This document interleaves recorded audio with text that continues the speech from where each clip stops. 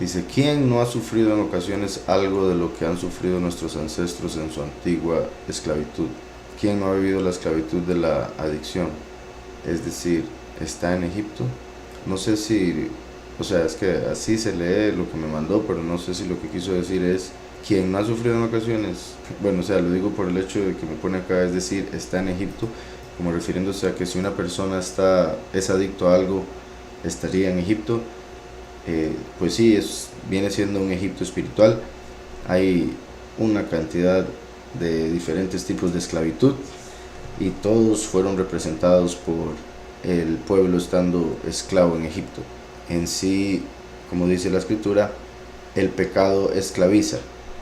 Entonces, cuando una persona practica el pecado, esa persona es esclava del pecado y por ende está en Egipto.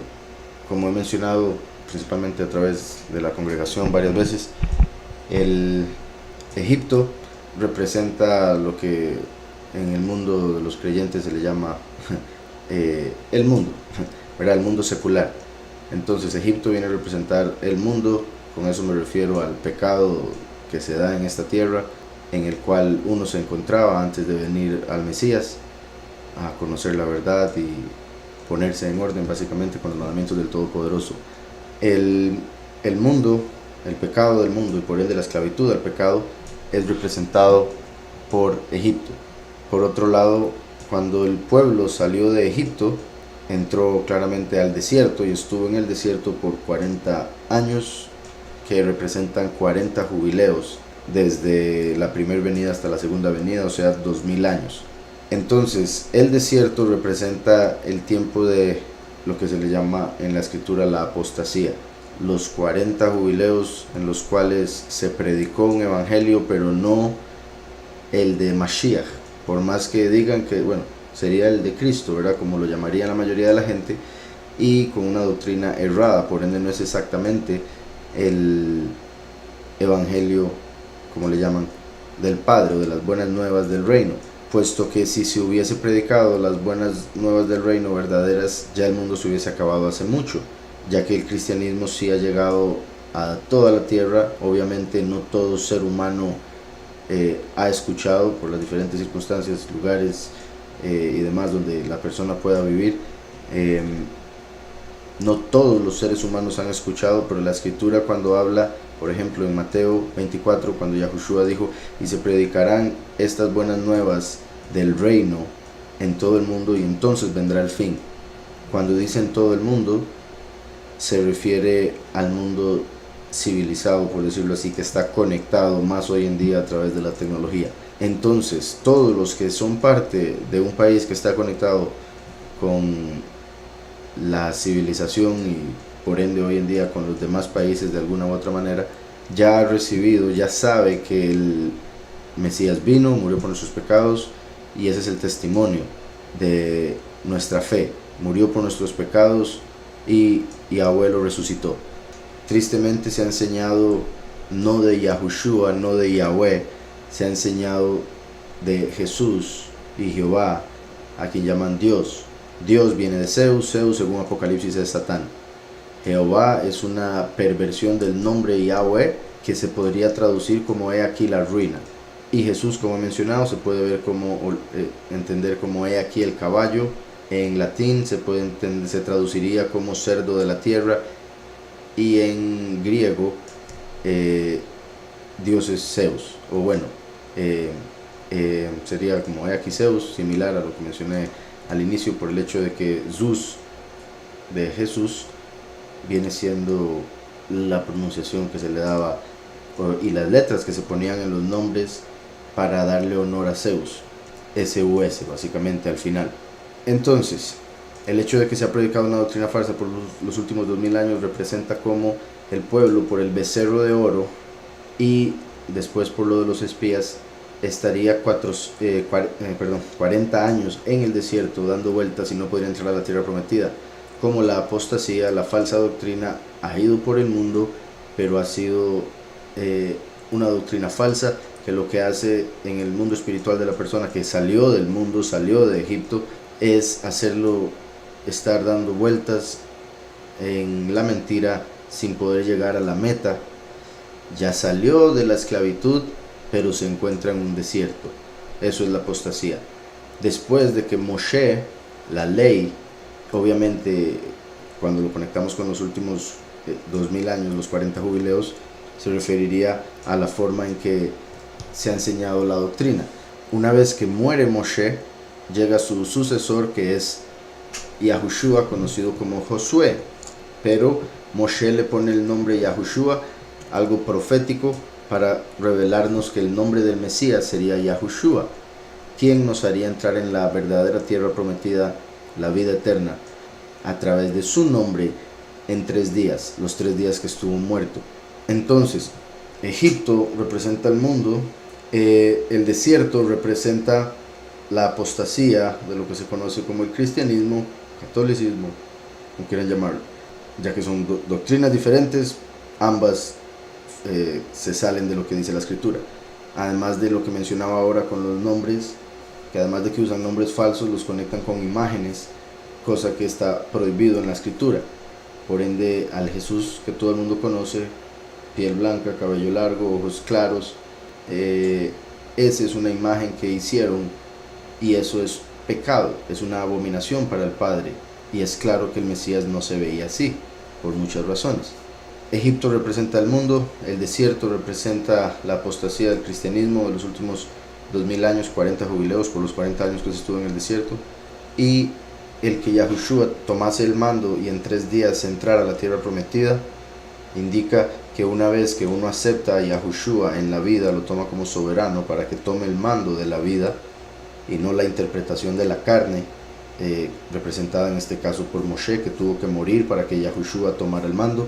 Entonces, cuando Yahushua toma el mando, 3 días para entrar a la tierra prometida, está escrito que lo dijo, representando como en 3 días de la muerte de Yahushua y nuestra fe en ese evento y en la confesión de su nombre, se recibiría la entrada a la tierra prometida, como lo hizo la nueva generación al final de los 40 años en el desierto. Entonces, espero eso haya ayudado, y como les decía, pues en resumen a su pregunta, sí, están en Egipto si se encuentran esclavizados por algo. Recordemos que hubo gente que estuvo en Egipto y murió en Egipto porque no tenían fe de que Yahweh los iba a sacar. Entonces murieron, se dice la mayoría, durante la plaga de la oscuridad, para que los egipcios no se alegraran de ver a los israelitas morir, pero eran israelitas que les faltó la fe. Y digo eso porque obviamente hay gente que permanece esclava, por más que uno les enseñe del Todopoderoso, no llegan a tener la fe para salir de esa esclavitud. ¿Por qué algunos que estudian Cábala no creen en la existencia del diablo? Es porque lo que no es eterno es una ilusión temporal, como la maldad. Pues eso que dice al final sí es una realidad en algunos casos. En sí, bueno, repito, ¿por qué algunos que estudian Cábala no creen en la existencia del diablo? Hay varias razones dependiendo de la opinión que siga el cabalista, pero por un lado hay un tipo de persona que estudia Cábala que por llegar a haber explicado los atributos del Todopoderoso de la manera que se hace, acomodado de tal manera que llega a hacer que el que lo estudia, si no tiene a Yahushua y no entiende la relación personal que tenemos con el Padre, cómo Él se manifestó, envió a su Hijo, etcétera, etcétera, llegan a ver al Todopoderoso como simplemente un poder, una fuente de poder de la cual ellos pueden absorber poder para recibir lo que quieren en la tierra. Mi punto es que lo llegan a ver no como un poderoso así personal que es del que se tomó la imagen y semejanza, obviamente, como está escrito, hagamos al hombre a nuestra imagen y semejanza. Por ende, Yahweh se quiere comunicar con nosotros, así como un ser humano le gusta comunicarse con sus seres amados. Sin embargo, repito, en la Cábala hay algunos que llegan a ver al Todopoderoso como si fuera simplemente una fuente de poder del cual pueden recibir lo que quieren si hacen algunas cosas de tal forma específica que diga los libros de sus sabios, y eso en algunos casos llega a ser muy similar a la brujería, el hecho de hacer diferentes cosas como decir una palabra, repetir una palabra, hacer algún símbolo para invocar algún poder a través de varias palabras hebreas o cosas así, llega a ser muy similar, puesto que es como tratar de manipular la creación para que suceda algo que quizá no esté en la voluntad perfecta de Yahweh. Como ya he dicho, existe la voluntad permisiva, que es el hecho de que Él nos da libre albedrío y por ende permiso para que uno le desobedezca, lo cual obviamente no es inteligente en lo absoluto. Ahora bien, y en ese aspecto, entonces no se ve a Satanás o al diablo como un ángel, porque normalmente las personas cuando piensan en un ángel, ¿verdad?, se imaginan a casi que una persona con alas. Sin embargo, en la Cábala se ve más como un poder y que tiene una función, y al tener una función, un propósito, entonces no se le ve como necesariamente malo, y de ahí el hecho de que no se vea al diablo como un ángel, por decirlo así, un individuo en los cielos que está en pleito contra el pueblo. Entonces decía, ¿por qué algunos que estudian Cábala no creen en la existencia del diablo? También obviamente, como he dicho, ¿verdad?, yo he estudiado algo de Cábala y he logrado ver cómo mucha de la información del conocimiento que hay en la Cábala confirma que Yahushua es el Mesías, pero la mayoría de los que siguen Cábala no creen en el Mesías, por ende tienen ojos pero no ven, no logran ver en todo ese conocimiento que estudian al Mesías, porque lo que están buscando es otra cosa, están buscando poder, están buscando, como decía, alcanzar o llegar a conectarse con espíritus de los cielos, y en ese caso, al alejarse de Mashiach, entonces es el enemigo el que se aprovecha y se conecta con esas personas que no tienen al Mesías, pero que quieren conectarse con los cielos a través de conocimiento, por ejemplo. Al ser, repito, personas que no tienen al Mesías, el enemigo es el que se conecta con ellas y por ende no creen en el diablo, porque es al diablo al que siguen como si fuera el poderoso, y por ende el enemigo los engaña para que crean que él no existe, que es lo que algunos dicen es el truco más grande que ha hecho Satanás. Sin embargo, no estoy de acuerdo, considero que hay uno más grande, que es el de haber cambiado los nombres para que la gente lo adore a él en vez del Padre. Entonces después decía, es porque lo que no es eterno es una ilusión temporal. Ahora, con respecto a ese punto, es correcto. Aquello que no es eterno es simplemente algo temporal y por ende una ilusión, porque es como una sombra que pasa. Al ser Satanás un ángel creado que después va a ser puesto en el fuego, viene siendo no eterno obviamente, y por ende no verdaderamente real como la mayoría de la gente entiende la realidad. Sin embargo, la mayoría de la gente está atascada en este mundo carnal, material, y por ende ve la maldad como algo real y no una ilusión. Ahora, obviamente es real el dolor que uno siente en este mundo, pero cuando salgamos de este mundo, cuando salgamos de este cuerpo, nos vamos a dar cuenta que todo había sido una ilusión, así como cuando uno se despierta de un sueño y se da cuenta que todo era un sueño y se asustó y todo, pero no debía haberse asustado porque estaba soñando. Entonces uno siente el susto en este mundo porque el enemigo ataca con pensamientos y demás, pero Yahweh es el que tiene el control. Y eso me lleva a lo otro que decía, el hecho de que Yahweh hizo a Satanás y sí tiene un propósito. Satanás no es enemigo de Yahweh, es enemigo del mundo. El propósito es funcionar como un obstáculo y en sí también como algo aparte de Yahweh, para que el ser humano tenga libre albedrío de escoger entre Yahweh o algo aparte de él. Espero eso haya quedado claro. Si Mashiach advierte que vendrían falsos profetas y falsos ungidos haciendo grandes señales y prodigios para engañar, si fuera posible, a los escogidos, es posible que el profeta como Moshe y el profeta como Eliyahu hagan señales y prodigios, pero estos sí verdaderos y para revelar la verdad también. Sí es posible. Sin embargo, como he explicado, lo más posible con respecto a los dos testigos es que los milagros los hagan solo en frente de personas que verdaderamente creen, así como Yahushua lo hacía. Él sacaba a la gente que no, digamos, cuando resucitaba a alguien, llamaba a los que tenían fe o a sus familiares, los que eran más cercanos, y después les decía que no anduvieran publicando acerca del milagro. Esa sería la misma actitud de los dos testigos al hacer un milagro. Los testigos falsos, los falsos profetas y falsos mesías, primero que todo, ellos planean los milagros, ven a ver el truco que va a hacer que la gente se lo crea, y después lo llevan a cabo y le dan toda la promoción posible.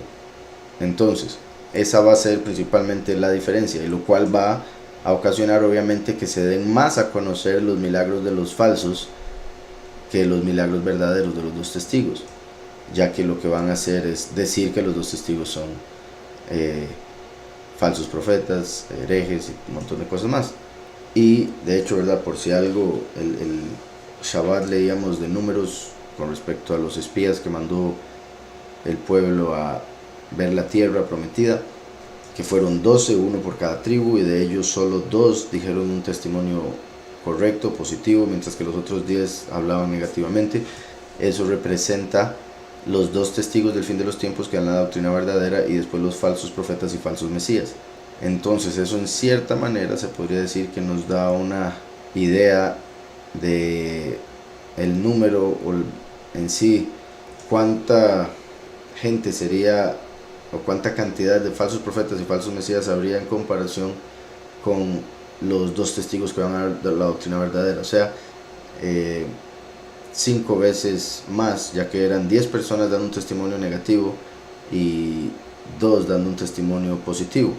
Entonces no va a ser unos poquitillos, va a ser un montón de falsos profetas que van a salir por el mundo, y de hecho que han salido ya por varias décadas, pero en ese tiempo final obviamente se van a multiplicar, y el enemigo, una vez que ya sea claro, por decirlo así, lo de quiénes son los dos testigos, y me refiero en lo espiritual, porque la gente no se va a dar cuenta, la mayoría, cuando el enemigo se dé cuenta de los dos testigos predicando, va a buscar levantar falsos profetas o falsos testigos por todo lado, y por eso dice falsos profetas y falsos mesías, como Eliyahu y Moshe, en el sentido de testigo como Moshe, recibiendo una unción de Mashiach para cumplir la misión. Y recordemos que Mashiach quiere decir ungido. De hecho, el mismo Eliyahu también es ungido, como lo vemos en Zacarías 4. Además de que parte de los prodigios que harían sería traer las plagas, similar a Aarón y Moshe trayendo las plagas de Egipto. Entonces, digamos, los falsos profetas van a hacer falsos milagros para engañar a la gente, pero esos falsos milagros van a ser cosas estilo Hollywood, ¿verdad? Como lo que hemos hablado con respecto al proyecto Blue Beam, que van a hacer la venida del Cristo que esperan en las nubes con hologramas, y ya tienen toda la tecnología, de hecho desde hace mucho. Entonces, y bueno, y tiene más factores ahí de ese proyecto Blue Beam, por si lo quieren investigar. Blue de azul en inglés, y Beam, B-E-A-M. Entonces, van a hacer cosas estilo Hollywood, y solo cosas para manipular las emociones, los sentimientos, mientras que los dos testigos, parte de los prodigios que van a hacer es traer plagas. Entonces, aunque por un lado a alguien que llegue y crea y a Yahweh le pueda dar sanidad a través de los dos testigos, por otro lado un montón de impíos van a llevar castigo, una plaga, por lo que los dos testigos prediquen. Entonces va a ser más el odio por lo que traen siendo castigo y juicio y demás, mientras que los falsos profetas siempre hablan de solo la parte positiva las promesas del Padre, pero no hablan de cómo alcanzar esas promesas. Piensan que, como ellos dicen, con solo creer en Jesús ya están. Una pregunta: mientras la mujer está embarazada, ¿se puede hacer intimidad con ella? ¿Se puede tener, intimidad con ella? Pues es una buena pregunta. Por un lado, en lo que respecta al judaísmo, según los mandamientos de la letra y todo eso, no. Mientras que no me extrañaría que dentro del Talmud hayan ahí algunos versos donde se salgan por la tangente. Ahora, pero repito, en lo que respecta a mandamientos de hombre, lo que vemos en la tradición, y más que todo en lo que respecta a lo que se ve en el judaísmo ortodoxo. En la escritura no vemos algo, sí, estoy tratando de recordar, pero no hay un mandamiento directo que hable al respecto, así que recuerde, pero no recuerdo uno exacto que hable de todo el tiempo de embarazo, puesto que también hay que entender que en ese tiempo, por ejemplo, se llegaban a dar cuenta que estaban embarazadas. Depende, obviamente, se va el periodo, pero después hay otros factores ahí que llegan a avisar que la mujer está embarazada, principalmente el que su vientre empieza a crecer, y por ende durante ese tiempo sería lógico que la pareja estaría junta. Por otro lado también, que depende mucho de la forma en que se dé o de la pareja, pero si es una pareja que se ama, ¿verdad? Como debería ser, obviamente, que verdaderamente se ama, el momento de intimidad sería un momento de muchísimo amor que puede, no me extrañaría, ayudar grandemente al feto, en el sentido de poder sentir amor. Y repito, me refiero a amor, que cuando se habla de hacer el amor, ¿verdad? Además de todo lo que pueda sentir la mujer en su corazón y demás, que lo transmite al bebé. Pero por eso repito, si estamos hablando de una pareja que es un poco, por decirlo así, grotesca en lo que respecta a la relación sexual, están más enfocados en lo carnal, en lo físico, que en el amor, no me extrañaría que eso también se le pueda pasar al niño, y más bien ahí sí sería obviamente muy negativo. Entonces me parece que tiene que ver mucho con la naturaleza de esa intimidad a la que se refiere. Dice: la bestia sobre la cual se sienta la ramera representa todos los imperios que han gobernado en la historia. Así es. Si esto es así, ¿cómo puede ser la ramera de la Iglesia Católica si esta aparece en el ocaso del Imperio Romano? La escritura revela que la gran ramera es el espíritu de la gran Babilonia. Por eso tiene escrito Babel la grande, madre de las abominaciones de la tierra. Babel es confusión. Entonces es el espíritu de confusión que empezó en Babel y después pasó por los diferentes imperios, o sea, se sentó en los diferentes imperios, y el último en el que se sentó fue Roma, como la séptima montaña, séptima colina. En lo físico, curiosamente, Roma es llamado la ciudad que está sobre 7 colinas, y se conecta con lo que vemos en Apocalipsis de la gran ramera. Por otro lado, me dice aquí: Jerusalén va a un juicio por derramar sangre y matar a los profetas. Además, una nueva descenderá adornada. Me imagino que lo que me está diciendo es que Jerusalén es la gran ramera, y aunque obviamente se ha comportado tristemente así por seguir ese mismo espíritu, como acabo de decir, en Apocalipsis dice que la gran ramera es Babel, y cuando habla de Jerusalén en Apocalipsis 11 dice que en sentido espiritual es Egipto y Sodoma.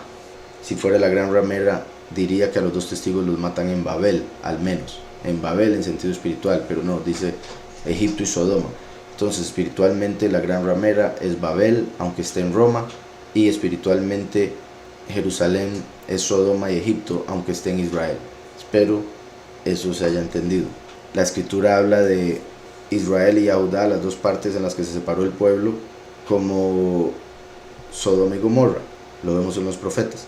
Y repito, tristemente llegó a ser como Sodoma y Gomorra porque siguió ese mismo espíritu, el espíritu de confusión que desde Babel empezó a engañar a todas las naciones. Decía: ¿cómo puede ser la ramera la Iglesia Católica si esta aparece en el ocaso del Imperio Romano? Por otro lado también, y también, ¿verdad? Recordemos que Constantino, que volvió el catolicismo, la iglesia, la religión del Imperio Romano, en el Concilio de Nicea, él lo que hizo, junto con otro montón de gente obviamente, fue agregar doctrinas, creencias, imágenes y demás de las diferentes religiones paganas para que los paganos se volviesen católicos a través de la similitud que encontrarían entre su religión y la del Imperio Romano. Ahí se da la mezcla de todos los imperios pasados, de todas las doctrinas falsas del pasado y obviamente creando esa confusión que significa Babel. Y la gran ramera es el espíritu representado por Jezabel. Entonces, como sabemos, Jezabel fue la que quería matar a los profetas de Yahweh, y ese mismo espíritu es el que mata a los profetas donde sea que esté. Bueno, obviamente vemos en la escritura que son asesinados en Jerusalén. Cuando Yahushua lo dice, parece ser incluso como un sarcasmo el hecho de que los profetas mueren en Jerusalén, pero lo que los mata es ese espíritu que confunde a las naciones para que los maten, como en el caso de los fariseos, que rechazaron a Mashiach y lo mataron. Y también otra cosa es que vemos en la escritura como las congregaciones son representadas por mujeres, como las 10 vírgenes, por ejemplo, 5 prudentes, 5 insensatas. Entonces una virgen es una mujer que está esperando el casarse con Mashiach, quien ya se manifestó para dar la dote a través de su sangre. Por otro lado, la ramera es una mujer, o sea, una congregación que dice creer en él y tener pacto con él, pero se encuentra en fornicación espiritual, que es idolatría.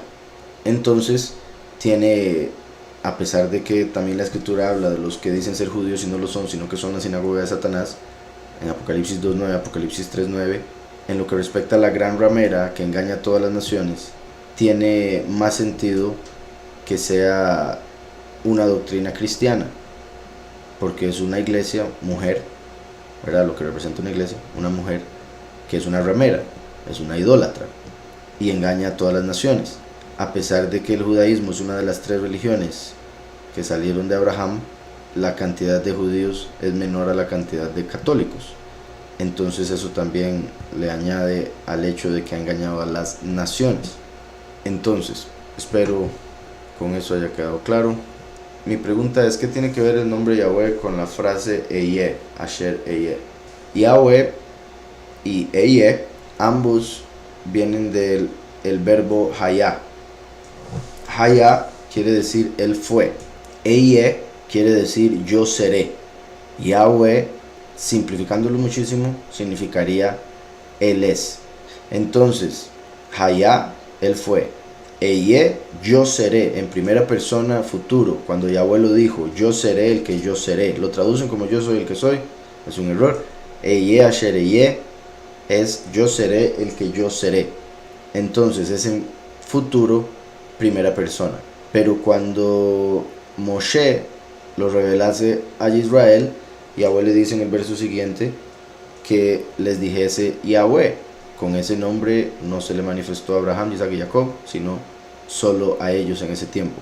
Entonces, Yahweh, que significa en tercera persona, Él es, en pocas palabras, pero se podría extender a Él es quien causa la existencia, por la conjugación del verbo Hayá, Yahweh,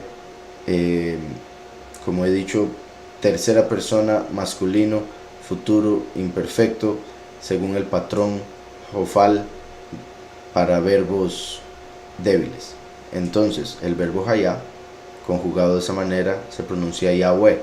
Él es quien causa la existencia, o se podría decir nada más quien causa la existencia, puesto que al ser conjugado imperfecto es quien continúa y en todo momento está haciendo que todo exista. Si él en algún momento dejase de querer, de tener la voluntad de que todo exista, si él en un momento dejase de mantener la existencia, todo dejaría de ser y habría sido como si nunca nada hubiese existido. Entonces, espero eso haya quedado claro. ¿Qué pasa con las personas que han muerto en Krishna o Buda o Alá? Personas que en su fe siguieron los pasos de los que eran buenos. Personas que en su fe siguieron los pasos de los que eran buenos entre sus dioses sin conocer de Mashiach. Ok, bueno, por ejemplo, en el caso de Mohammed, Mahoma, bueno, en el caso de todos ellos en realidad, ninguno es bueno. El mismo Yahushua, cuando lo llamaron bueno, dijo: ¿por qué me llamas bueno? Solo hay uno bueno, y es el Padre que está en los cielos. O sea, Yahushua es el único que dijo las cosas claras y hasta se apartó de ese término. Sin embargo, cualquier otro diría que Buda es bueno, que Krishna es esto y lo otro, lo cual es una mentira, empezando por ahí. Por otro lado, si hablamos de que la mayoría de la gente tiene un deseo de hacer el bien y busca hacer lo mejor y por ende le llaman bueno, digamos, si ese es la forma de medir el ser humano común y corriente, cuando no debería ser así, obviamente, porque es Yahushua el modelo a seguir, con quien nos debemos comparar para saber cuánto nos falta, pero la gente normalmente se compara con gente del mundo y normalmente con gente que está más hundida en pecado para sentirse mejor. Pero bueno, con eso que decía, en el caso de Mahoma, el profeta de Alá, él claramente no era una persona ni siquiera justa o apartada, o sea, era básicamente pedófilo. Entonces, con solo eso, y también se podría decir mentiroso por otras razones, pero con solo eso vemos que no es un buen ejemplo a seguir. Krishna, algunos creen era un Nephilim, era una mezcla, un híbrido, y se le atribuyen algunas cosas que son mentira, que se le dieron después de que Mashiach se manifestó y trataron de copiar algunas cosas, más, digamos, como lo que se ha usado en la película Sidegeist y cosas así. Entonces me decía, ¿qué pasa con las personas que han muerto en Krishna o Buda o Alá? Depende, porque si alguien murió en Alá explotando una bomba y matando un montón de gente, se va al fuego y se da cuenta del gran error que cometió. Si, por otro lado, porque me dice que sin conocer de Mashiach, entonces, si esas personas, digamos, usted me está hablando de personas que tratan de hacer lo que es correcto en sus religiones, sin haber llegado a conocer de Mashiach, lo cual muy difícilmente, ¿verdad? Porque la mayoría de musulmanes saben del cristianismo y saben del judaísmo, ¿verdad? La 99%, a menos de que sea demasiado niño o esté muy metido en algún desierto o alguna cueva donde los líderes no les permitan saber absolutamente nada de las otras creencias, como también sucede en el judaísmo. Pero en sí, la mayoría de musulmanes que están conectados con el mundo saben del Mesías. Que lo rechacen es otra cosa, y ahí viene el problema. Y se podría decir hasta lo mismo de los que siguen a Buda y Krishna. Pero vuelvo a la pregunta hipotética: una persona que crea en estos, trate de hacer todo lo mejor y nunca conoció de Mashiach, según la escritura, esa persona va a ser juzgada según sus obras, a través del testimonio de su corazón.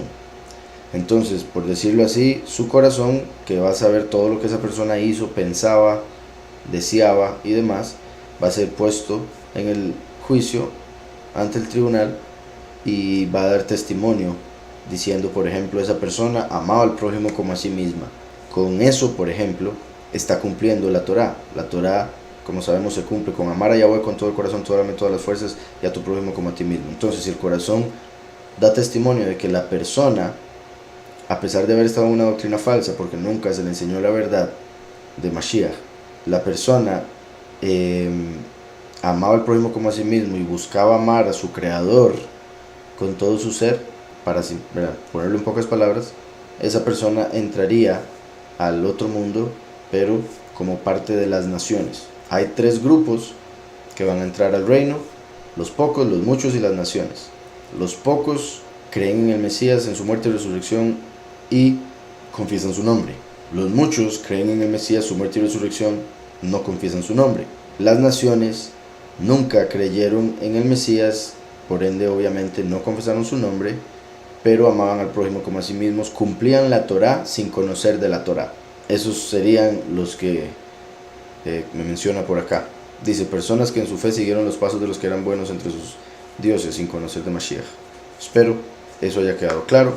En sí, por decirlo así, a través de su muerte estarían rectificando o pagando y purificando el error en el que se encontraban, y después Yahweh los pondría en el mundo entre las naciones con el conocimiento de la verdad, puesto que ese tipo de persona sí aceptaría la verdad cuando se le presentase. Pero también hay que entender que si la persona nació en tal lugar, en tal familia, en tales condiciones, también está conectado con parte del plan de Yahweh para esa persona. Y si lo conectamos con lo que hemos hablado de reencarnación, habrían razones por las que habría nacido, donde nació, en la familia que nació, con la creencia que nació, puesto que todo eso se convierte en obstáculos, por decirlo así, para llegar a ser rey en la vida eterna. Entonces, si una persona a través de una vida pasada ha sido muy negativa, otra vida pasada ha sido muy negativa, cada vez se va alejando más de la posibilidad de reinar en lo eterno. Espero eso esté quedando claro. Y por ende, si llega a rectificar y rectificar, puede que en la última generación en la que nos encontramos, por decirles algo, llegó a rectificar lo suficiente como para entrar a la vida eterna, bueno, al tiempo de la eternidad, al otro mundo, al cielo nuevo y la tierra nueva, pero como parte de las naciones, no como los muchos o los pocos que son el escogido por el Padre. Espero haya quedado claro qué significa el símbolo de corazón que usan en el mundo. ¿Qué significa? Pues, ¿verdad? Se supone que significa amor, pero en lo que respecta al origen, tanto del símbolo como de la conexión con amor, hay varias teorías.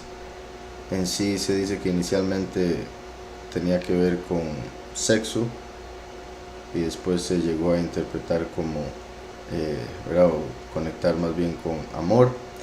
Hay quienes dicen que tiene que ver con una planta de África, del norte de África, de un lugar que se llama Sirene, que ahí encontraron esa planta, la usaban en monedas y como un símbolo, y ese símbolo curiosamente tenía la forma de lo que hoy en día se conoce como el corazón.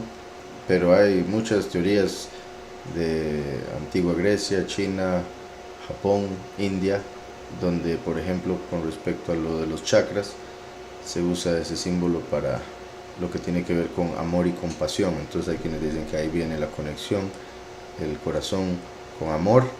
Otros consideran que originalmente era referente al sexo, pero después lo convirtieron en amor. Vamos a ver, dice: ¿me puedes compartir la cita en donde parece que el templo fue destruido en el año 70 y que por 40 años no volvió a caer la suerte sobre el cordero en el templo? No es así exactamente como usted lo está describiendo, lo que yo dije, en lo que viene en la cita. En lo que respecta al año 70, el año en el que se destruyó el templo, eso se sabe por la historia. O sea, hay muchísimos datos por todos lados de eso en el año 70. En el Talmud habla de los 40 años antes de que el templo fuera destruido, lo cual nos lleva al año 30, que fue cuando Mashiach fue asesinado. Entonces ahí, a través de lo que dice el Talmud, lo que vemos en la historia, lo que vemos en la escritura, se conectan los puntos y vemos que a partir de que Mashiach fue sacrificado fue que sucedió esto que vemos en el Talmud. Y es en el Talmud, aquí en este caso dice, en la versión son sino que en este caso sería la que voy a leer, de Yoma 39b. Yoma 39b sería la cita. Dice: nuestros rabinos enseñaron durante los 40 años previos a la destrucción del templo, ¿verdad? Repito, 40 años previos a la destrucción del templo. En la historia sabemos que el templo fue destruido en el año 70, entonces a partir del 30 hasta el 70, y fue en el 30, según se sabe también, que mataron a Mashiach. Entonces, dice: nuestros rabinos enseñaron durante los 40 años previos a la destrucción del templo, la suerte para Adonai no salió en la mano derecha, o sea, quiere decir que salía en la mano izquierda, lo cual era lo negativo, como cayendo entonces la derecha a Azazel, como si hubiesen aceptado a su derecha el consejo de la falsedad, de la mentira, del enemigo. Entonces dice: durante los 40 años previos a la destrucción del templo, la suerte para Adonai no salió en la mano derecha, tampoco se volvió blanco la tira roja, o bueno, dice aquí coloreada de carmesí, Tampoco resplandecía la luz de la menorá o candelabro más occidental, y las puertas del Heikel, del templo, se abrían por sí solas. Esos fueron los 4 eventos que sucedieron durante esos 40 años, lo cual revelaba que iba a entrar la destrucción al templo, por eso las puertas se abrían, que ya la luz no estaba en ese templo, por eso la menorá se apagaba, que Yahweh no los perdonaba de sus pecados a través de los sacrificios animales que hacían, porque habían matado al hijo de Yahweh y lo habían rechazado como Mashiach. Por eso no se cambiaba la tira roja a blanca, como solía suceder cuando Yahweh les perdonaba. Y la suerte de Azazel caía en la mano derecha, mostrando que habían tomado la injusticia como si fuese justicia, como si fuese lo derecho. Habían tomado la falsedad como consejero, básicamente. Espero haya quedado claro. ¿Cómo funciona el libre albedrío versus la voluntad del Eterno en nuestras vidas? Es lo que he explicado varias veces con voluntad permisiva, voluntad perfecta. La voluntad perfecta es la voluntad que Yahweh tiene para nosotros. La voluntad permisiva es la que el hombre se hace a través del libre albedrío. Yahweh ya sabe el final de cada persona, porque él sabe el fin desde el principio. Pero el hombre, como no lo sabe, va tomando decisiones a lo largo del camino, a través de ese libre albedrío que Yahweh le dio. Entonces el libre albedrío se da al hombre, quien está en el tiempo tomando decisiones en una realidad en la cual existe el mal. Entonces se pueden tomar malas decisiones, o sea, decisiones que van en contra de la voluntad perfecta de Yahweh. La escritura habla de los que aman a Yahweh como los que cumplen sus mandamientos, los que le siguen, los que siguen al Cordero por donde quiera que va. Entonces una persona que no hace eso, una persona que se sale del amor al prójimo como uno mismo, el amor a Yahweh, que es lo primero, quede claro, amar a Yahweh con todo tu corazón, toda tu alma y todas tus fuerzas, y al prójimo como a ti mismo. Pero todo eso también se resume en primera de Juan 3:23, donde dice que el nuevo mandamiento es creer en el nombre de Yahushua el Mesías y amar al prójimo como uno mismo. Cuando uno verdaderamente ama al Padre, cumple sus mandamientos. Si uno no los está cumpliendo, se está engañando a sí mismo, y es porque está tomando decisiones que van contrarias a la voluntad del Padre, por el permiso o la voluntad permisiva que Yahweh le da a la persona durante este tiempo de libre albedrío. Bueno, este tiempo en el que el hombre puede escoger revelarse a la verdad, porque, como ya he mencionado, el libre albedrío se va a mantener durante la vida eterna, solo que no va a haber inclinación al mal. Entonces no va a haber ninguna lucha en lo absoluto para los que quieren hacer el bien, que en este tiempo por la carne, por el mundo, por el mal y demás, se vuelve una guerra constante en muchos casos. Entonces, ¿cómo funciona el libre albedrío versus la voluntad del Eterno en nuestras vidas? Pues espero ya ahora con lo que dije haya quedado claro. El Todopoderoso tiene un plan, un deseo de bendición, de hacer bien a todas las personas que Él creó, pero las personas con el libre albedrío que Él les dio escogen cosas contrarias y se alejan de esa voluntad perfecta del Padre. Y Yahweh es bueno, entonces Él lo permite, porque no va a obligar a las personas a amarlo. Entonces, espero con eso ya quedó claro. Dice, en Génesis menciona que el hombre es imagen y semejanza a Él. Se refiere a un aspecto físico, refiriéndose a ser nuestro creador. Antes de que el hombre fuese creado, ya Yahweh había engendrado a Yahushua a través de su espíritu. A través de la voluntad salió la palabra, a través del espíritu vino Yahushua. Entonces Yahweh tenía, por decirlo así, en su seno, en su interior, a Yahushua en el cielo, antes de que él viniese a la tierra y tomara carne, que viene siendo como un guante. Pero la imagen, el molde del ser humano es el Mesías, quien existió antes de la creación, porque toda la creación fue hecha a través de él, puesto que él es la palabra. Y vemos en la escritura que dice, en el principio creó Elohim los cielos y la tierra. Después dice, y dijo, hágase la luz. Entonces a través de la palabra hizo la luz, a través de la palabra sacó la tierra del del mar, separó las aguas, hizo las aves, etcétera, etcétera. Cuando la escritura dice hagamos al hombre, está hablando en plural, bueno, él está hablando a alguien, hagamos. Hay varias interpretaciones para lo que eso significa. Una de las principales es Yahweh diciéndole a su hijo la palabra, como dice Juan 1, en el principio era la palabra estaba con Elohim y la palabra era Elohim. Elohim es lo que erróneamente traducen como Dios en las escrituras, pero Elohim quiere decir poderosos en plural. Por eso Elohim se refiere al Padre y al Hijo, como también se ve en Proverbios 34 y en Salmo 110. Cuando Yahweh le dijo a su hijo hagamos al hombre a nuestra imagen, nuestra semejanza, Yahweh, cuando quiso hacer una imagen, engendró a su hijo, la palabra, a través de su espíritu, la voluntad. Por ende, la imagen de Yahweh es Yahushua, el Mesías. Por eso cuando Felipe le preguntó a Yahushua, le pidió ver al Padre, Yahushua le dijo, si me has visto a mí, has visto al Padre. Porque Yahushua es la imagen del Padre. Cuando Yahweh, el Padre, que es espíritu, por ende invisible, quiso tener una imagen, hizo al Hijo. Por ende la imagen del Padre es el Hijo. Por ende el Padre tiene una imagen, Mashiach. Entonces, y esa imagen es de la que se tomó el ejemplo para hacernos a nosotros, para hacer a los hombres, con una cabeza, 2 brazos, 2 piernas, erguido, una nariz, 2 ojos, etcétera, etcétera, etcétera. Todo eso Yahweh ya lo había hecho en su Hijo y después tomó de ese molde para hacer al hombre.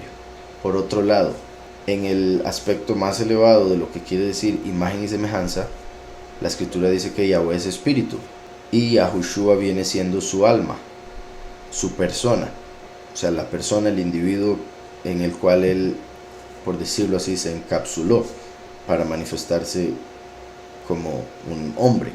Entonces, imagen y semejanza viene siendo alma y espíritu. Por ende, la imagen y semejanza verdadera a la que se refiere Génesis es el alma y el espíritu que está en el cuerpo del ser humano.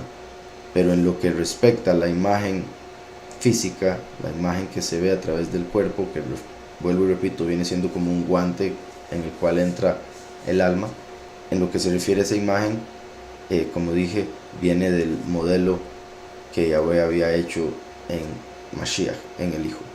Y hasta se podría decir que vendría siendo como estuvo Adán antes de salir del jardín, porque al salir del Edén, después del pecado, llegamos a recibir algunas cosas en el cuerpo que no estaban ahí antes, el sistema digestivo y algunas otras cosas. Espero haya quedado claro con lo que mencioné. El pecado y la maldad del anticristo será suficiente para que la humanidad se ponga el sello.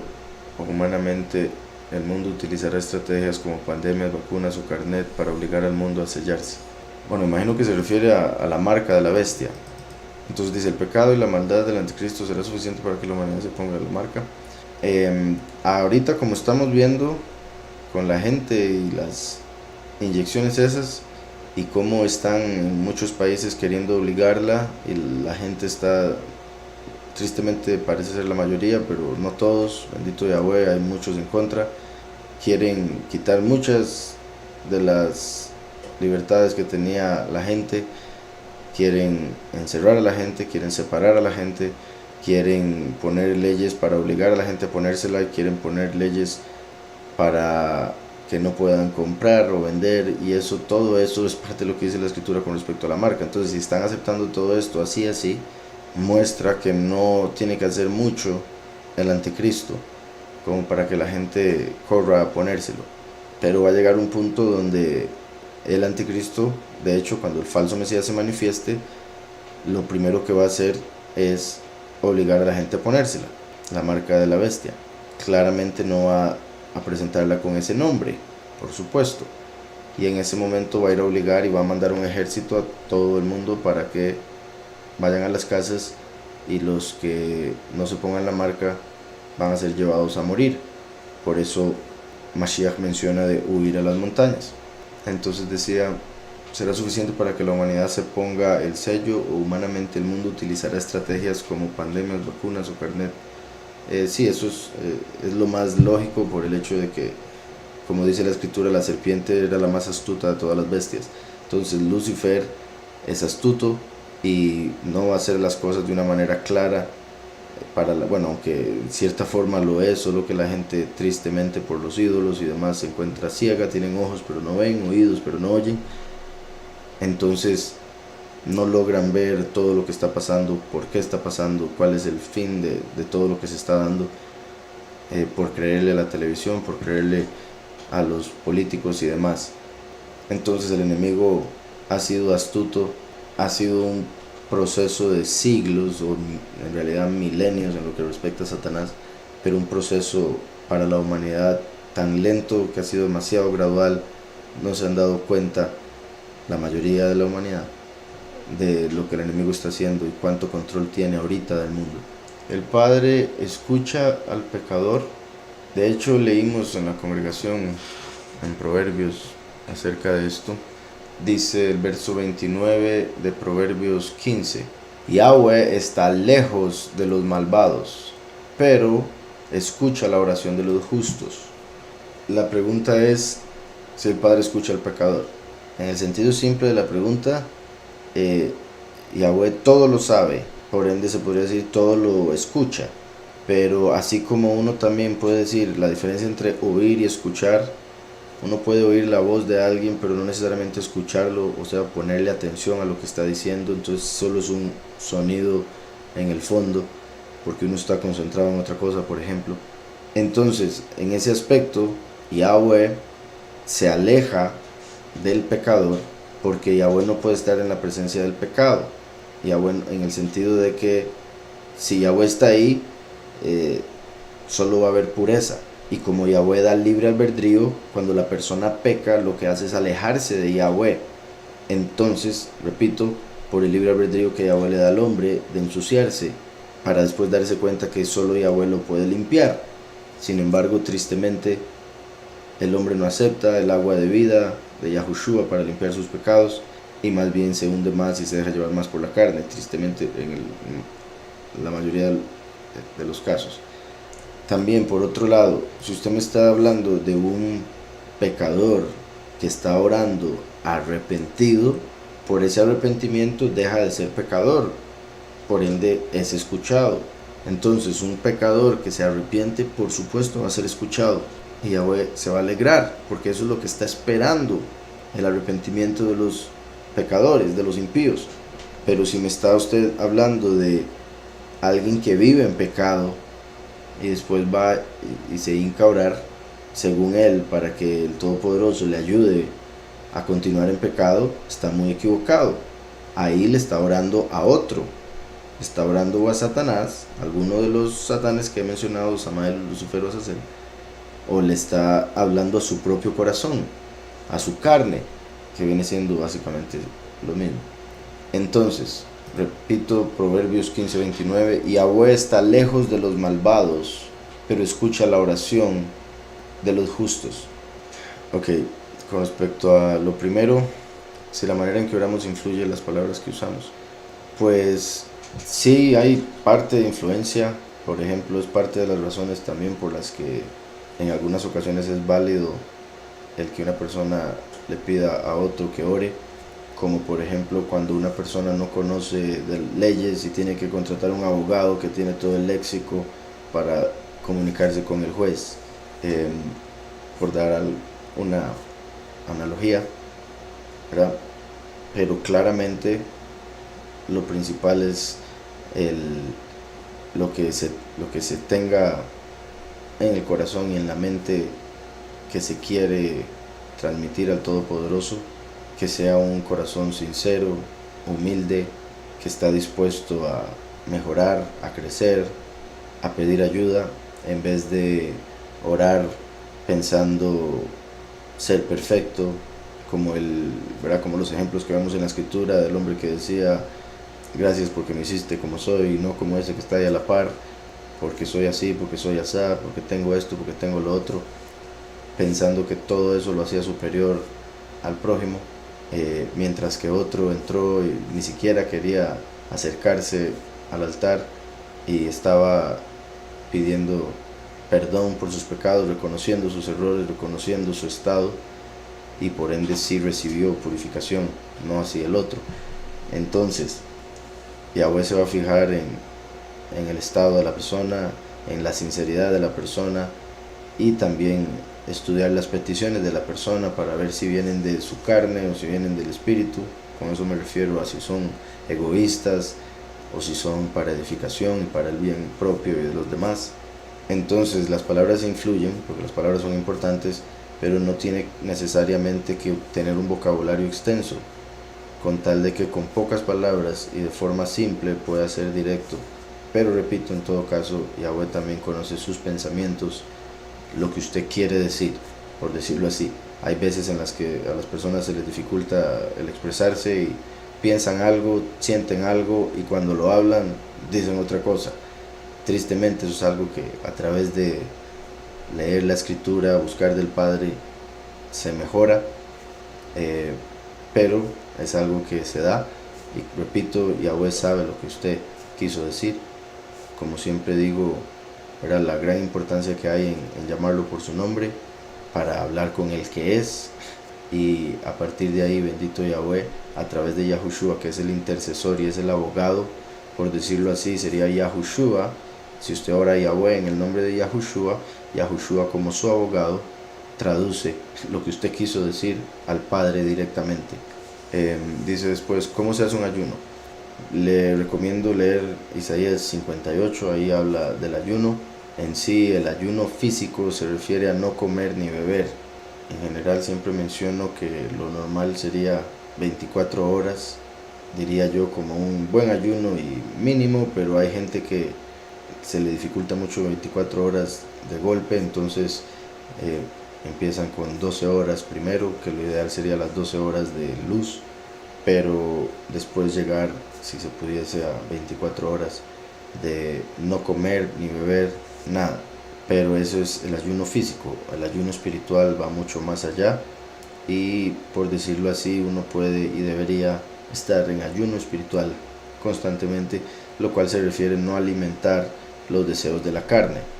Por eso es que, por ejemplo, Yahushua mencionaba de cómo cuando la persona ayuna no debería andar básicamente mostrándole a todo el mundo que anda ayunando, como para que la gente diga, uy, vea qué apartado que es, vea qué justo que es, vea cómo ayuna ese hombre, o algo así, sino que más bien la persona debe ungirse, o sea, básicamente bañarse y andar como cualquier otro día, no andar publicando que anda en ayuno. Y parte de eso tiene que ver también con, ningún sentido tiene, digamos, si alguien es jefe de una compañía o supervisor en algún lugar, que si se pone a ayunar por andar con hambre, no logre controlar sus emociones y se enoje y empiece a tratar mal a sus empleados. Obviamente estaría rompiendo el ayuno, porque ese no es el punto. El punto del ayuno es, por un lado, mostrarle al cuerpo que el enfoque principal y la prioridad de la vida es Yahweh y el espíritu, por ende alimentar el alma a través de la escritura en vez del cuerpo. Ese día en el que usted decide ayunar, alimenta a través de la lectura de la escritura el alma, en vez de alimentar el cuerpo a través de la comida física, que viene siendo ese el punto. Y esa comida que tenía para ese momento la puede dar a alguien que no tenga alimento, que vea ahí pues en su casa o en algún lugar. Y repito, el hecho de que de nada sirve si una persona no está comiendo y bebiendo, si anda diciéndole a todo el mundo que anda ayunando para que crean que es muy, muy santo, como dicen, o que anda todo enojado porque anda con hambre. El punto es controlar la carne, controlar las emociones, enfocarse en alimentar el alma. Entonces utilizar la escritura para alimentar el alma, repito, y eso nos va a ayudar a crecer, a calmarnos y demás. Entonces también, como uno de los frutos del espíritu es el dominio propio, entonces entre más Yahweh nos llene de su espíritu, más dominio vamos a tener, por ejemplo en este caso, del hambre que pueda provocar el estar en ayuno. Entonces, como me dijo ahí, paso por paso. En sí, por un lado, digamos, el día antes del ayuno, orarle al Padre y presentarle el ayuno, decirle lo que, lo que va a hacer y pedirle ayuda también para que el enemigo no lo pueda atacar, o en sí, que si trae tentación de lo que sea, de enojarse, de comer, el poder estar firme. Y en sí, por ejemplo, si lo hace 24 horas, por ejemplo a las 6 de la mañana, que sería cuando inicia, hacer una oración para iniciar el ayuno, presentar el ayuno ante el Padre, la razón del ayuno, sea purificarse, necesito que me hables con respecto a tal asunto, ayúdame a entenderte, háblame a través de la escritura o como quieras, etcétera, etcétera, pero obviamente que tome el día para estar con el Padre, orando constantemente, leyendo la escritura, e incluso si tiene que trabajar o algo así, repito, que esté concentrado en lo que está haciendo, repito, o sea, principalmente espiritualmente, ¿verdad? Acercándose al Padre ese día y por ende no llegar a enojarse, no llegar a dejarse llevar por esas emociones que por estar en ayuno van a incrementar un poco, va a ser un poco más vulnerable a esos ataques. Entonces se vuelve una forma de usar el dominio propio, purificarse, fortalecerse. Entonces, como dije, básicamente orar al inicio para presentar ante el Padre el ayuno, pedirle lo que esté buscando y ayuda, por supuesto, a través del día mantenerse gozoso, buscando del Padre, orando, leyendo la escritura y amando al prójimo como a sí mismo. Dice acá: ¿será válido que quienes asisten a la congregación se molesten con quienes no asistan, independientemente de los motivos que tenga quien no asiste? Independientemente de los motivos que tenga quien no asiste, obviamente la carne. Dice: ¿o se debe actuar de otra manera? ¿O será que nuestro celo por la verdad hace que nos enojemos con quien creemos no se toma el camino en serio? Pues sí, vamos a ver, ¿será válido que quienes asisten a la congregación se molesten con quienes no asisten? Pues sí es, por decirlo así, normal que eso pueda suceder, como dijo al final, por el celo que uno tiene, o sea, incluso, ¿verdad? Cada persona es diferente, las personalidades, digamos, que veo en la congregación es particular, ¿verdad? Cuán diferentes son algunos de otros, y hay unos más celosos por la palabra o por la congregación. También hay que entender, algunos han pasado por algunos obstáculos y se han golpeado con el obstáculo y eso les ha hecho estar un poco, bueno, por los ataques que da el enemigo cuando una persona resbala y demás, hace que a veces sientan una culpabilidad o algunos otros sentimientos, no necesariamente ese, que les haga no querer ir. Por otro lado hay otros que, ¿verdad?, entra la pereza y lo aceptan y tristemente eso llega a hacer que se enfríen un poco. Entonces aquellos que, ya sea los que están empezando y no han pasado por algunas de esas cosas o esas pruebas, se sienten sienten ese celo al inicio y puede ser expresado de una manera un poco, como pone acá, como si estuviese enojado o molesto. Y lo he visto entre algunos hermanos y repito, lo entiendo, pero, ¿verdad?, como siempre digo, si Yahweh respeta el libre albedrío nuestro, entonces hay que respetar a los que decidan hacer lo que quieran y uno les puede dar el consejo y decirle que no le parece, pero después de eso no hay nada más que podamos hacer. Cada uno hace lo que desee, se debe actuar de otra manera. Como le digo, o sea, no sé cuán molesta o molesto se muestre a la persona a la que le habla acerca de congregarse, pero sí, o sea, debería uno controlarse, ¿verdad? Como dice la escritura, airaos, mas no pequéis. También es que depende de la relación que haya, además de hermanos de la congregación, ¿verdad? Si son amigos del mismo barrio, incluso si uno es hombre y el otro es mujer, también la forma de expresarse es diferente. Entonces todos esos detalles hay que tomarlos en cuenta. ¿O será que nuestro celo por la verdad hace que nos enojemos por quien creemos que no se toma el camino en serio? Sí, eso es básicamente lo que sucede, pero como le digo, no podemos llegar al punto de pecar por el enojo, ofender o pasarnos de tono, por decirlo así. Dice, lo que deseo saber es si puedo o no pensar que llegaría a ser digna de la vida eterna en el cielo, aunque en efecto esté divorciada. Por supuesto que puede tener vida eterna, aunque esté divorciada. Yahushua es la vida eterna y al entrar en Yahushua somos nuevas criaturas, por eso hay que volver a nacer. Entonces, a través de Yahushua, usted es una nueva persona y está escrito que en Yahushua no hay hombre ni mujer, no hay griego ni yahudí, no hay esclavo ni libre, todos somos uno en Mashiach. Entonces, a través de Mashiach nos cubrimos de Mashiach y es así como podemos entrar a la vida eterna, es la única manera. Una vez que usted acepta a Yahushua, empieza a actuar según lo que manda la escritura, amar a Yahweh con todo el corazón, toda la alma y todas las fuerzas y al prójimo como a usted misma. Y Yahweh le va a guiar a través de la escritura, la oración y la congregación que tenga, en la que se tenga la verdadera doctrina. Yahweh le va a guiar para que vaya tomando las decisiones que van de acuerdo a su voluntad, en la mayoría de los casos, porque a veces, bueno, dependiendo de las decisiones y el nivel y todo, a veces suceden cosas para también aprender nosotros a través de la experiencia. Entonces, también por lo que decía de Mateo, voy a leerlo, Mateo 5:32, dice, pero yo os digo que el que repudia a su mujer, a no ser por causa de fornicación, hace que ella adultere, y el que se casa con la repudiada comete adulterio.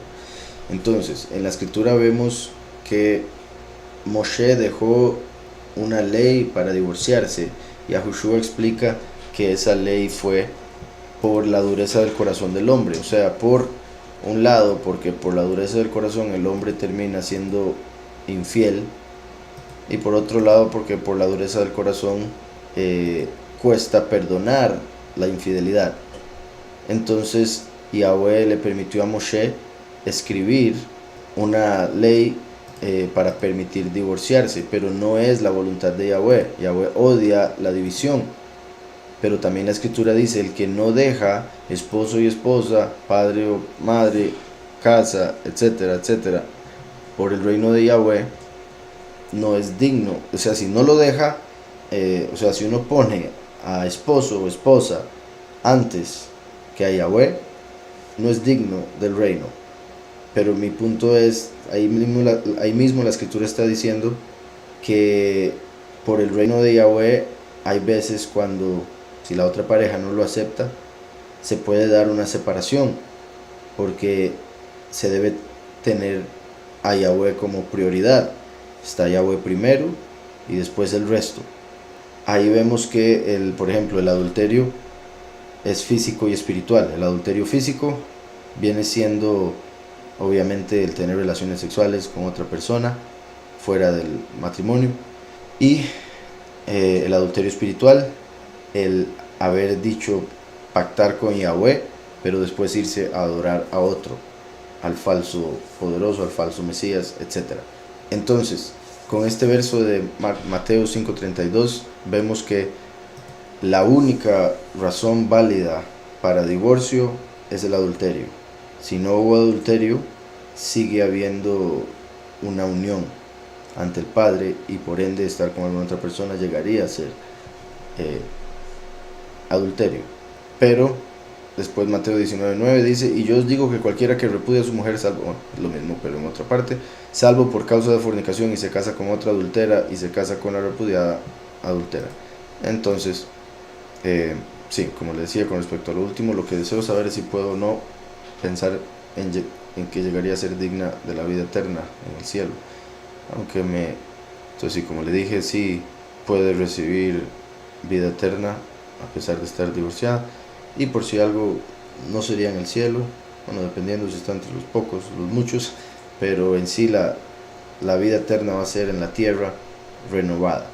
Dice por acá, Koresh, me han preguntado muchas veces, en parte, me imagino en qué parte de las escrituras se habla del verdadero nombre de Yahweh, que por qué escriben Dios o Jehová y por qué no sale como verdaderamente se pronuncia. Entonces, me han preguntado muchas veces en qué parte de las escrituras se habla del verdadero nombre de Yahweh. En Éxodo 3, 15, 16, es el principal, se podría decir. Ahí hay muchas escrituras que si tienen comentarios, usted va a poder ver un comentario abajo que va a decir que el nombre verdadero de Yahweh, pero que por esto y por lo otro pusieron Jehová. Hay muchas escrituras que usan los nombres falsos que admiten eso, ya sea en un diccionario que tengan al final o en comentarios, principalmente en ese capítulo. Después dice, ¿por qué escriben Dios o Jehová? Hay muchas razones para eso, principalmente porque Satanás es el poderoso de este mundo y ha engañado a muchas personas para hacer cambios en la escritura, como dice en Apocalipsis: el que quita estas palabras, yo quitaré su nombre del libro de la vida, y el que agrega estas palabras, yo agregaré las plagas. Hay mucha gente que por diferentes razones, unos por dinero, otros por influencia, manipulación de rabinos y cosas así, llegaron a cambiar el nombre. En el pasado se dio que decían, por mala interpretación del tercer mandamiento de Éxodo 20, bueno, de Deuteronomio, de los 10 mandamientos, el tercer mandamiento acerca del nombre, por malinterpretarlo, dijeron que mejor no mencionar el nombre, entonces prohibieron invocar el nombre y le dijeron a los escribas que pusiesen puntos de vocal en el nombre de Yahweh, para que cuando el sacerdote leyese la escritura no mencionase el nombre de Yahweh, sino que mencionase Elohim o Adonai, dependiendo del contexto. Entonces eso hizo que pusieran puntos de vocal diferentes al nombre Yahweh, y después, cuando llegaron los traductores, vieron el nombre Yahweh con puntos de vocales diferentes y lo terminaron haciendo Jehová, que después al español lo volvieron Jehová cuando se hizo la J en el siglo XVII, por ejemplo. Por otro lado, Dios básicamente fue porque agarraron a Zeus como el principal a través de, ¿verdad?, los imperios, bueno, principalmente el griego, adoraban a Zeus, los romanos lo adoraban como Júpiter, pero se llegó a hacer el nombre Dios, que es de Zeus, ¿verdad?, porque Zeus se convirtió en Deus, después en Teus, y de ahí es donde viene también, por ejemplo, teología, pero bueno, Teos y después Dios. Hay varia evidencia de eso, entre esas, como escriben Zeus en el templo de Zeus está el nombre de él escrito y en griego, y uno curiosamente puede ver ahí la palabra Dios.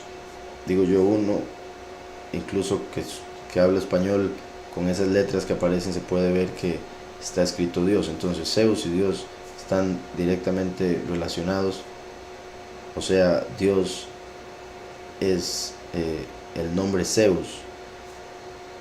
Y en Apocalipsis vemos que Zeus, en Apocalipsis, cuando le habla a Pérgamo, que estaban donde estaba el templo de Zeus, dice que Zeus es Satanás.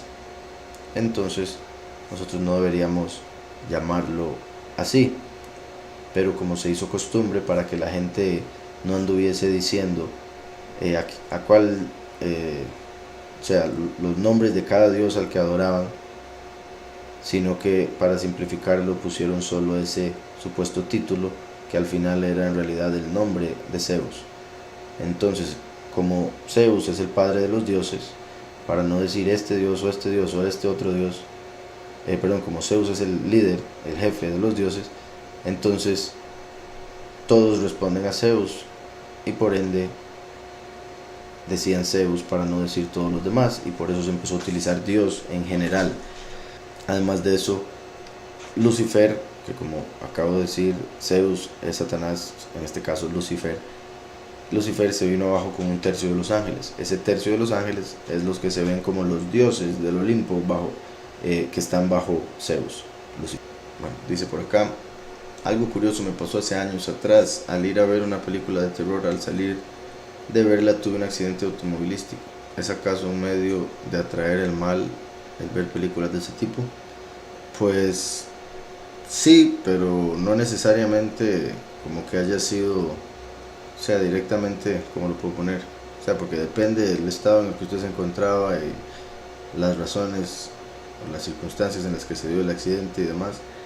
Pero, por ejemplo, ver esas películas puede abrir puertas a través del miedo que provoca, deja entrar cosas negativas, además de todas las imágenes de mal que quedan en la mente y que después el enemigo puede usar para ayudarle a él en meterle ideas negativas, pensamientos malos y demás, ¿verdad? Desde miedo hasta el deseo quizá de hacer cosas negativas que haya visto o la idea, lo cual llega a ser tentación y que puede llevar a unos a caer en hacer cambios en su vida negativos, ¿verdad? Y me refiero con el tiempo y a través de estar abriendo esas puertas, repito. Ahora, también depende, porque sin duda, como ya ha salido información en el pasado acerca de cómo esas películas, bueno, no todas obviamente, pero principalmente Hollywood, hace pactos y rituales para darle fuerza a las películas y que mucha gente las vea y cosas así. Y sin duda, principalmente en las películas que tienen que ver con Satanás, ¿verdad? Como películas, la mayoría de miedo, en las que hablan de demonios y todo eso, no sería de extrañarse que lleven a cabo algunos rituales, como por ejemplo lo hacen también con la música, para que se vendan muchas canciones y todo eso, similar con las películas. Llegan espíritus que hacen el papel por ellos, básicamente, entre esos Jack Nicholson, Denzel Washington y otros. Son actores que cuando llega el momento de actuar son controlados por un espíritu X, que es el que hace el trabajo, y ellos están como en un segundo plano, que es algo similar a lo que sucede con las múltiples personalidades. Entonces como que cambian de personalidad, pero en sí viene siendo un espíritu el que controla al actor, y eso es un método o un tipo de actuación.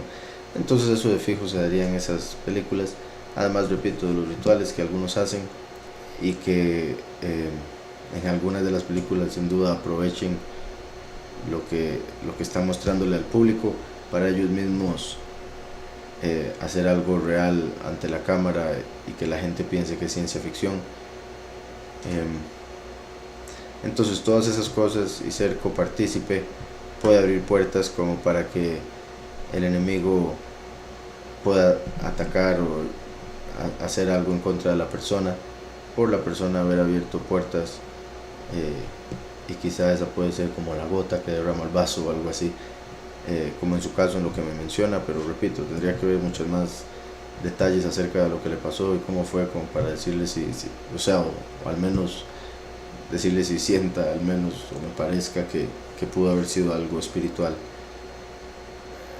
Aunque obviamente, siempre repito, no hay coincidencias y todo lo que sucede físicamente viene primeramente de lo espiritual, pero mi punto es si fue tan directo lo de la película con el accidente. ¿Puedes explicar la figura física o espíritu del Edén? En sí, el punto sería que no habrían órganos sexuales necesariamente, pero principalmente el sistema digestivo y cosas que solo existen en esta realidad, en la cual existe el desperdicio, en la cual existe lo malo. Entonces necesitamos algunas cosas en el sistema en el cuerpo, para separar, en este caso, la comida, lo bueno de lo malo y cosas así. Obviamente también se puede hablar de que cuando se estaba en el Edén estábamos con un cuerpo más elevado. Hay quienes dicen que comparado con el cuerpo que tenemos ahora, Adán en el jardín sería un gigante en lo que respecta a tamaño, ¿verdad? No me refiero a Nephilim, sino sería gigante, una belleza indescriptible, comparada con cuán bello puede ser el cuerpo humano hoy en día. Era obviamente mayor, pero habría que estar en ese momento, que ya nos revele a qué nivel. Posiblemente era, y repito, antes de llegar a obtener este cuerpo, el cuerpo de esta realidad física. Por ejemplo, en el judaísmo pero esto sí me parece que es más una forma de entender lo que estaba sucediendo en el plano espiritual, no que así fuese físicamente, pero en el judaísmo se habla de que físicamente, antes de que Eva fuera tomada de Adán, Eva estaba atrás. Entonces como que no había parte trasera, sino que dos delanteras, la de Adán y la de Eva. Entonces como que la cara tenía a Adán de un lado y a Eva del otro lado. Así lo explica en el judaísmo, pero considero que es más que todo como para entender las dos partes del alma que después fueron separadas cuando se hicieron dos cuerpos. Eso fue un lugar físico en la tierra. Es un lugar real, pero en una dimensión más elevada. Entonces no es accesible para el ser humano estando en esta carne. La única forma es a través de Yahushua, puesto que Él es el que paga el pecado. La persona justa cuando muere, o sea, los que han muerto hasta el momento, que hayan sido justos, que hayan seguido al Todopoderoso, al morir pagan por el pecado, porque está escrito que la paga del pecado es la muerte. Entonces, si fueron justos, entonces se les permite entrar al paraíso, porque la razón de salir del paraíso fue desobedecer, fue el pecado. Entonces, al pagar por el pecado, se puede entrar al paraíso, y por ende el paraíso es a donde van los justos que ya pasaron por este mundo, por decirlo así, hicieron su parte, rectificaron lo que tenían que rectificar, y obviamente principalmente una vez que Yahushua vino, aceptaron a Mashiach. Entonces está en otra dimensión. Claramente sí es real, por decirlo así, es un nivel más elevado que esta realidad, pero en lo que respecta a espacio, se cree que estaría debajo de la tierra. Y de hecho en el judaísmo se habla de que la cueva de Macpela es la entrada al paraíso, y la cueva, ¿verdad?, llevaría al interior de la tierra. Por ende parece darle peso a eso de que está debajo de la tierra. Dice después, el árbol de la vida, ¿eso fue un árbol real? Sí, es completamente real. Vuelvo y repito, con decir real, no quiere decir que esté en este mundo necesariamente. Si usted se refiere a que lo único real para usted es lo que está en este mundo, pues entonces no. Pero más bien es lo contrario. En este mundo todo es una ilusión, todo es una representación, una sombra de algo espiritual. Y cuando pasemos a la otra vida, la espiritual, nos vamos a dar cuenta de cuán real es todo lo espiritual, y por ende cuán real era el árbol de vida. Pero como también he explicado, lo que habla la escritura en esos términos tiene diferentes niveles de interpretación. A mí no me extrañaría en lo absoluto, o no, por decirlo así, no tengo duda de que hubo un árbol físico, pero también representa a una entidad. O sea, cada árbol se puede ver como un atributo, se puede ver como una entidad. Y en el caso del árbol de la vida viene siendo el Mesías, Yahushua. Por eso el Mesías Yahushua fue colgado de un madero, que en hebreo sería árbol, etz. Entonces Yahushua fue colgado del madero para que a través de nuestra fe en Él comamos del fruto de la vida. A través de Él tenemos vida eterna. Entonces nuestra fe en Él es comer el fruto del árbol de la vida, por eso fue colgado de un madero. ¿Quiénes más vivían afuera o dentro del Edén? Nadie más. O sea, en el Edén solo estaba Adán, después se hizo a Eva. Bueno, se habla, ¿verdad?, de lo que vemos a través de los misterios que revela la escritura, y lo que parece indicar los 2 capítulos de Génesis, de la creación de una hembra que no llegó al nivel de mujer, o no llegó a ser como Eva, puesto que no se quiso sujetar a Adán. Y por ende en ese caso, si le mencionamos a esa criatura, sería Lilith, que después se habría separado. Y por si algo, el nombre Lilith aparece en Isaías 34. Pero en sí, Adán, después Eva, y obviamente los ángeles, entre esos Satanás, la serpiente.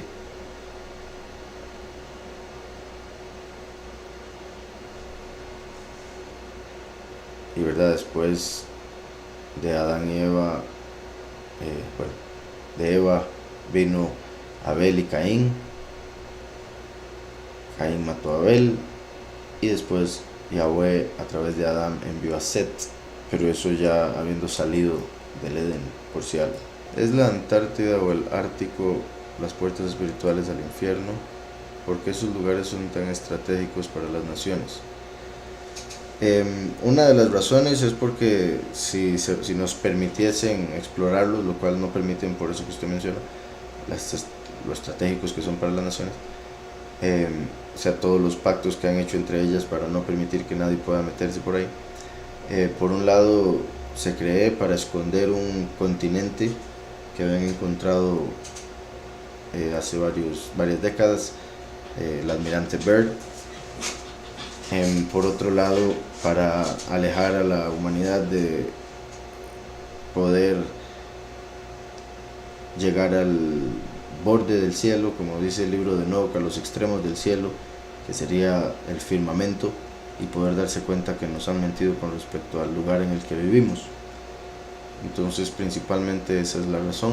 Y en el libro de Enoch sí se habla de que hay unas partes en esos extremos de la tierra, extremos del cielo, donde hay ángeles siendo castigados en lugares fríos, además de los calientes, ¿verdad? O sea, me refiero, además del fuego, también se habla de lugares como de hielo. Y algunos consideran que se refiere a esas partes también. Dice, si hacen agujero en el firmamento, ¿se nos mete agua?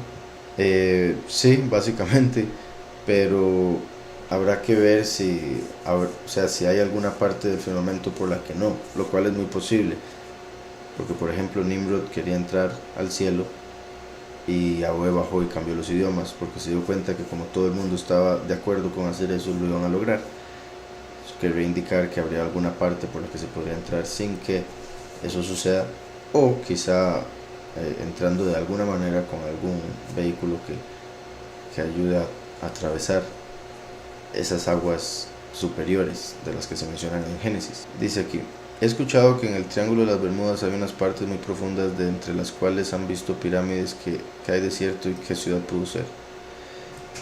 Sí, he visto eso de las pirámides que encontraron y que algunos consideran que están relacionadas. O sea, las pirámides las encontraron hasta hace poco, pero el fenómeno del Triángulo de las Bermudas se ha conocido desde hace mucho. Entonces ahora se considera que esas pirámides tienen algo que ver con ese fenómeno, porque las pirámides siempre han estado relacionadas con atraer energía espiritual. Por eso, digamos, las pirámides de Egipto conectadas con las estrellas, alineadas con las estrellas. Entonces, y también para supuestamente que los espíritus de las estrellas pudieran entrar en los faraones, así como también en pirámides aquí en América hacían sacrificios esperando que el Dios de ellos se manifestara. No sería nada extraño que esas pirámides que están ahí hundidas tengan algo que ver con eso. Ahora, que cuál ciudad sería, es buena pregunta, habrá que ver. Y hay varias ciudades que se han mencionado como que se han hundido, Atlántida, pero con respecto a este lugar de las Bermudas, podría ser, ¿verdad? Como sabemos, en el diluvio Yahweh cubrió toda la tierra y después hubo una nueva tierra, en el sentido de que cuando las aguas bajaron, habían nuevas montañas y los continentes llegaron a ser otros de los que habían antes del diluvio. Entonces muchas de las ciudades de antes del diluvio quedaron bajo agua, y no me extrañaría que sea una de esas tantas. Y el hecho de las pirámides estaría conectado con quizá el haber sido construidas por gigantes que fueron los que estuvieron antes del diluvio. Bueno, también hubo gigantes después, pero los de antes del diluvio fueron extra gigantes. Me imagino que era de esta parte, sí. Y en todo esto, ¿en dónde ubicamos al pueblo de Daniel? Entonces yo le mencioné que a qué se refería exactamente con el pueblo de Daniel, que se refería a Israel, y ahí expliqué, pero veo que me envió algo más, entonces leo. Dice, en el profeta Daniel, el pueblo de los santos se relaciona con la cuarta bestia y se menciona hasta el final de los eventos. Y me envía básicamente el capítulo 12, leo rápidamente. En ese tiempo Mijael, el gran príncipe que protege a los hijos de tu pueblo, se levantará, y pone un paréntesis, será quitado. Me imagino que ese paréntesis está en la Kadosh, pero me extraña, me gustaría saber por qué ese paréntesis. si se refiere a que está explicando que se levantará, o se refiere a que se levantará y después será quitado, lo cual en realidad tiene sentido con varias partes de la escritura, pero repito, bueno, me gustaría saber ahí ese paréntesis. En todo caso, continúo, dice: y habrá un tiempo de tribulación, tal tribulación que será sin paralelo desde que se convirtieron en una nación hasta este momento. En ese tiempo tu pueblo será redimido, todos los que cuyos nombres se encuentren escritos en el libro. Muchos de los que duermen en el polvo de la tierra serán despertados, algunos a vida eterna y algunos a vergüenza eterna y aborrecimiento, y los sabios resplandecerán como las brillantes del firmamento, y muchos de los justos como las estrellas por siempre y para siempre. Pero tú, Daniel, guarda estas palabras secretas y sella el libro hasta los tiempos del fin, hasta que muchos sean enseñados y el conocimiento sea aumentado. Después dice: es el pueblo de Israel del cual habla este texto, así es. Pero repito, como dije ahora, el pueblo de Israel se encuentra esparcido por los 4 ángulos de la tierra. Por eso, a través del mismo libro de Daniel y los otros profetas, Ezequiel, Jeremías y demás, Isaías, Yahweh revela que en el fin de los tiempos Él tendría que recoger a su pueblo de todas las naciones, y eso es lo que llamamos por acá el segundo éxodo. En el cristianismo y por la influencia del judaísmo, de los que no creen en Mashiach, han interpretado que lo de 1948, el hacer el Estado de Israel, ha sido el segundo éxodo. Pero eso no es el segundo éxodo, porque las profecías que acabo de mencionar, o sea, los profetas que acabo de mencionar que hablan de ese tema, esas profecías no se han cumplido con lo que ha sucedido desde que se hizo el Estado de Israel. Y como sabemos, como dice Apocalipsis 2.9, Apocalipsis 3.9, y repito, como se puede ver a través de la historia y en las mismas enciclopedias judías, la mayoría de los judíos de hoy en día no son en realidad israelitas, son o edomitas o házaros, incluso algunas otras más, pero esas son las dos principales. Entonces, la mayoría de los que dicen ser judíos hoy en día en realidad no son israelitas. Por ende, muchos de los que están en Israel que dicen ser judíos no son israelitas y por ende no son Yahudim. Y hay muchos otros, muchísimos, porque Él prometió que nos haría como las estrellas del cielo. Muchísimos otros que, como está escrito en los diferentes profetas, están esparcidos por los 4 ángulos de la tierra. Y Él los va a recoger, los va a redimir, como lo está diciendo acá. Entonces no sé cuál es el punto de este capítulo con lo que me decía anteriormente.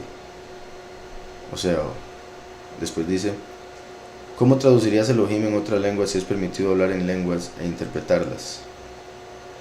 Elohim, por ejemplo, en español quiere decir poderosos. Entonces, digamos, en inglés, mighty ones, y etcétera, etcétera, dependiendo del idioma.